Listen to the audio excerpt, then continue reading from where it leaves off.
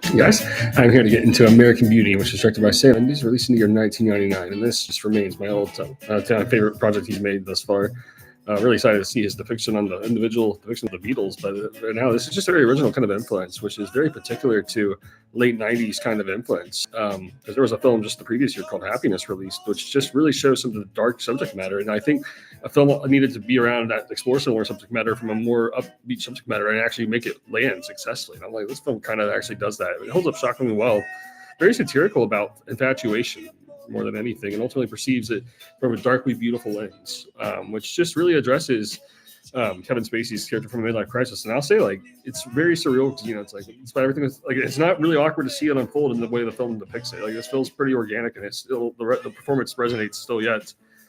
Is a very philosophical kind of perspective on where desire kind of just gets too awkward, and it really just kind of shows how that happens. As again, like a man's desire for happiness lives in realizing his depth and simplicity, living more just in a simple way rather than just kind of like cutting out, reading out some certain like little complications. Really does drive it a far way. And it's interesting because, like, I feel like the film made after this, Road to Perdition, reminds me a lot of this pacing, but from a crime perspective. I think that's really fascinating. But this is just explores like characters who are feeling like a lot of the emptiness, but there's like kind of it just kind of doesn't really. It kind of just finds satire out of more than anything. It's kind of hilarious, kind of comedic about it. So more than anything, kind of it's just a dark comedy outlook. And yeah, it's a weird kind of inspiration, you could say. It brings a lot of, it's kind of like, it often feels uncomfortable too, but it just really centers around a lot of just again, just like it feels like something is falling apart, but it also feels like something is gained as well spiritually, like, for characters, and it just conveys a wonderful kind of emotional experience in a way that's just. Yeah, it's like it's melancholic, but it's like joyful melancholy. I think you can say this was an ultimate. It's about the most melancholic. It's kind of loudly melancholic, joyful. But I don't, and it's not what I watch all the things. It's very loud about it. So I will say this is like not a subtle film about itself, but I think I still love the energy and the mystique value it had on me when I was growing up. I remember watching this a lot when I was at the beach, particularly like when I was in my 15 years old. I just remember, this had a big influence on the mystique on me. And I think now it's like, well, I just really think this is a wonderful film depicting awkward. Like, you could almost say it's like the joyful end of awkward. Is what I see a lot of. And this film really does kind of depict an atmosphere where it does kind of feel like joyfully awkward.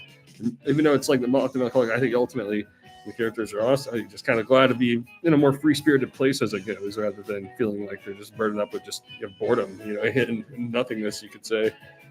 It explores a lot of contradictions. It's just very distinctively. It's about the most like 1999 atmosphere ever. Like the atmosphere is so distinctively late 90s, like that. It's very uniquely overwhelming in a sense. There's a lot of projects worked this year. It's like it always feels like there was an atmosphere that was very unique at this time.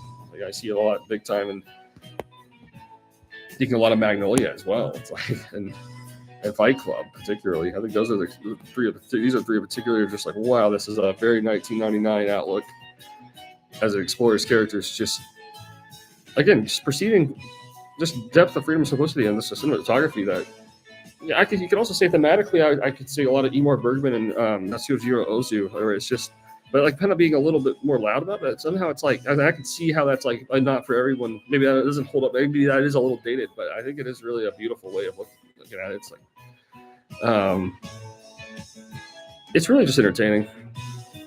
It really resonates as an all-time favorite kind of project.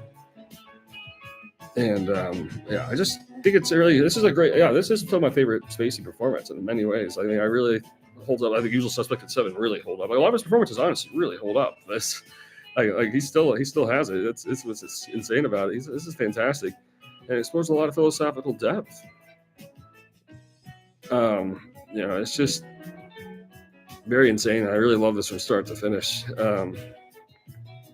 Kind of like a more down to earth way of like telling a lot of Fight Club. But it's like more of like it's almost just like looking at it from an infatuated sort of perspective, which is just like awkward, but like kind of like a man. You could tell the guy ultimately you realize, well, this guy needs to see something here. It's a little bit more than himself, and it just kind of goes all the way with it, really.